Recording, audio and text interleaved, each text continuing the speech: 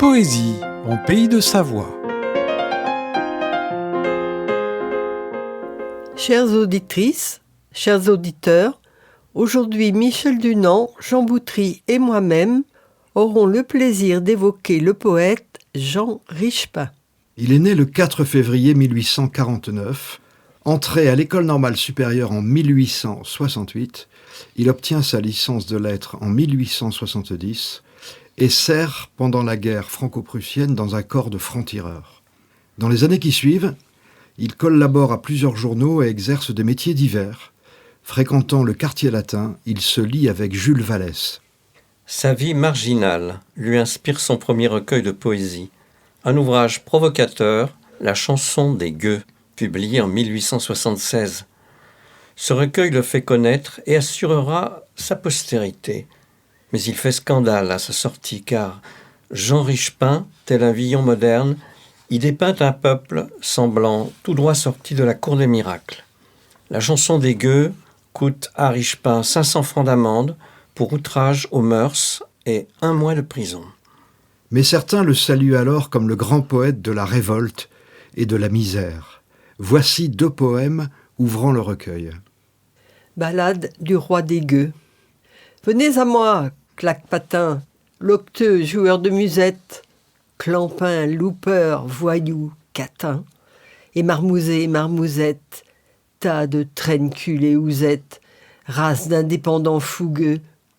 Je suis du pays dont vous êtes, le poète et le roi des gueux. Vous, que la bise des matins, que la pluie aux âpres sagette, que les gendarmes les matins, les coups, les fièvres, les disettes prennent toujours pour amusette, vous, dont l'habit mince et fongueux paraît fait de vieilles gazettes, le poète et le roi des gueux.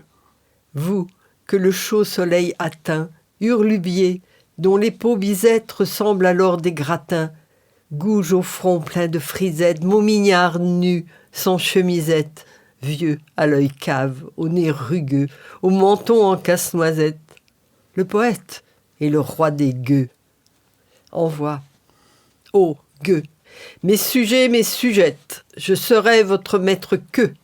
Tu vivras, monde qui végète, le poète et le roi des gueux. Les petiots. Ouvrez la porte aux petiots qui ont bien froid. Les petiots claquent des dents. Ohé, ils vous écoutent. S'il fait chaud là-dedans, bonnes gens, il fait froid sur la route. Ouvrez la porte aux petiots qui ont bien faim. Les petiots claquent des dents. Ohé, il faut qu'ils entrent, vous mangez là-dedans, bonnes gens. Eux n'ont rien dans le ventre. Ouvrez la porte aux petiots qui ont sommeil. Les petiots claquent des dents. Ohé, leur faut la grange. Vous dormez là-dedans, bonnes gens. Eux, les yeux leur démangent. Ouvrez la porte aux petiots qu'ont un briquet. Les petiots grincent des dents. Ohé, les durs d'oreilles, nous verrons là-dedans, bonnes gens, si le feu vous réveille. Écrivain prolifique, Jean Richepin produit ensuite de nombreux recueils de poèmes, des romans dans la veine populiste et des pièces de théâtre, et s'éloigne des cercles libertaires. Il est élu à l'Académie française en 1908. Il mourra le 12 décembre 1926. La chanson des gueux serait sans doute oubliée de nos jours sans Brassens, qui mit en musique le poème Philistin, et des extraits du long poème Les oiseaux de passage. Écoutons Michel pour le premier, puis Michel Dunant et moi-même pour le second. Philistin, épicier, alors que vous caressiez vos femmes, en songeant aux petits que vos grossiers appétits engendrent, vous disiez « ils seront, menton rasé, ventre rond, notaire. » Mais pour bien vous punir, un jour vous voyez venir au monde, des enfants non voulus qui deviennent chevelus. Poète, poète, car toujours ils naîtront comme naissent d'un étron des roses. Les oiseaux de passage. Au bout du clos, bien loin, on voit paître les oies. et vaguaient les dindons, noirs comme des huissiers. Oh, qui pourra chanter vos bonheurs et vos joies? Rentiers, faiseurs de l'art, Philistins, épiciers. Aux vies heureuses des bourgeois qu'avril bourgeonne, ou que décembre gèle, ils sont fiers et contents. Ce pigeon est aimé, 3 jours par sa pigeonne, ça lui suffit, il sait que l'amour n'a qu'un temps. Ce dindon a toujours béni sa destinée, et quand vient le moment de mourir, il faut voir cette jeune oie en pleurs. C'est là que je suis né, je meurs près de ma mère, et j'ai fait mon devoir. Elle a fait son devoir, c'est-à-dire que Honk, elle n'eut de souhait impossible, elle n'eut aucun rêve de lune, aucun désir de jonque, l'emportant sans rameur sur un fleuve inconnu. Elle ne sentit pas lui courir, sous la plume, de ces grands souffles fous qu'on a dans le sommeil, pour aller voir la nuit comment le ciel s'allume et mourir au matin sur le cœur du soleil. Et tous sont ainsi faits, vivre la même vie, toujours pour ces gens-là, cela n'est point hideux. Ce canard n'a qu'un bec et n'eut jamais envie, ou de n'en plus avoir, ou bien d'en avoir deux. Aussi, comme leur vie est douce, bonne et grasse, qu'ils sont patriarcaux, béats, vermillonnés, 5%. Quel bonheur de dormir dans sa crasse, de ne pas voir plus loin que le bout de son nez. Ils n'ont aucun besoin de baisers sur les lèvres, et loin des songes vains, loin des soucis cuisants, posséder pour tout cœur un viscère sans fièvre, un coucou régulier et garanti 10 ans. Oh, les gens bienheureux, tout à coup dans l'espace, si haut qu'il semble aller lentement, un grand vol en forme de triangle arrive, plane et passe. Où vont-ils? Qui sont-ils? Comme ils sont loin du sol. Regardez-les passer, eux ce sont les sauvages. Ils vont où leur désir le veut, par-dessus monts et bois, et mers et vents, et loin des esclavages, l'air qu'ils boivent ferait éclater vos poumons. Regardez-les avant d'atteindre sa chimère, plus d'un l'aile rompu et du sang plein les yeux mourras. Ces pauvres gens ont aussi femme et mère et savent les aimer aussi bien que vous mieux.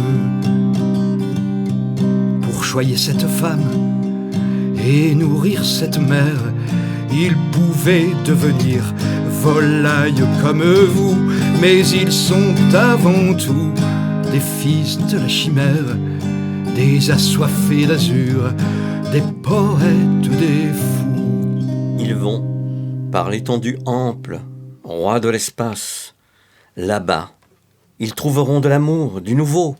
Là-bas, un bon soleil chauffera leur carcasse et fera se gonfler leur cœur et leur cerveau. Là-bas, c'est le pays de l'étrange et du rêve, c'est l'horizon perdu par-delà les sommets, c'est le bleu paradis, c'est la lointaine grève, où votre espoir banal n'abordera jamais. Regardez les vieux coqs, jeune oie édifiante, rien de vous ne pourra monter aussi haut qu'eux, et le peu qui viendra d'eux, à vous c'est leur fiente. Les bourgeois sont troublés de voir passer les gueux. Jean Richepin, dans un style bien différent, bien avant Brassens, avait été chanté par Édith Piaf. Sur Internet, vous pourrez écouter Les Ménétriers.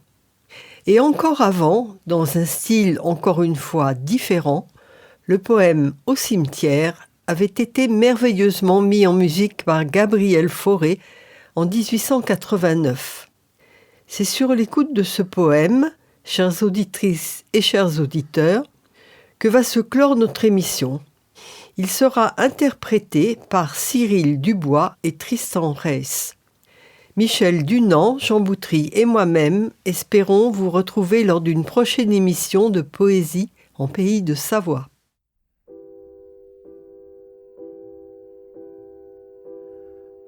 Heureux qui meurt ici, ainsi que les oiseaux des champs, son corps près des amis est mis dans l'herbe et dans les champs.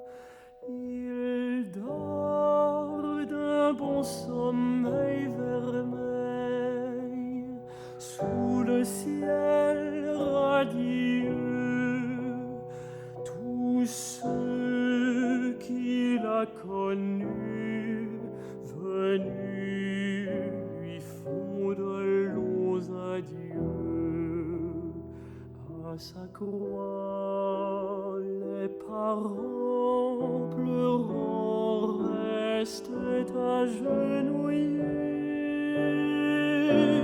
et ses os sous les fleurs de pleurs sont doucement mouillés. Chacun sur le bois noir peut voir s'il était jeune ou non, et peut avec de vrais regrets l'appeler par son nom.